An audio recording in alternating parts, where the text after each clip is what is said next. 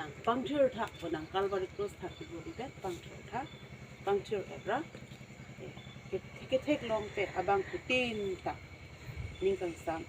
pen ke longso ka batai to men porong pathenang la dun ching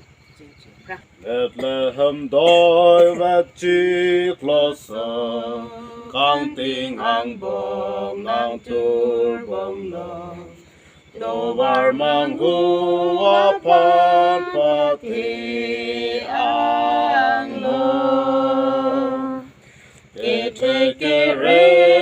atum japon Jisu kahati adim ang Bethlehem chiklo longso tur bong lo O Bethlehem chiklo longso tur bong lo Ju che adet lilitik an Bethlehem chiklo longso tur bong lo atum phan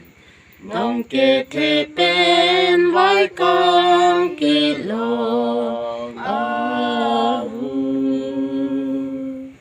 chiklo so lang tur bong lo ju che pin an chiklo longso tur bom lo O Bethlehem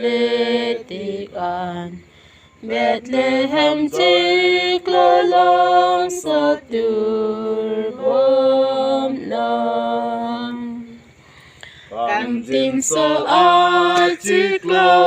longso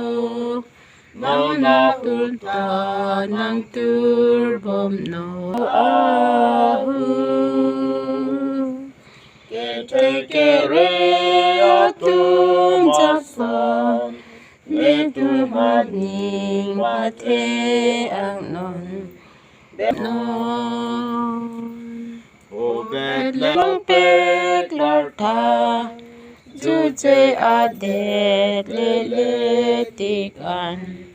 Bethlehem chiklo longso tur bom no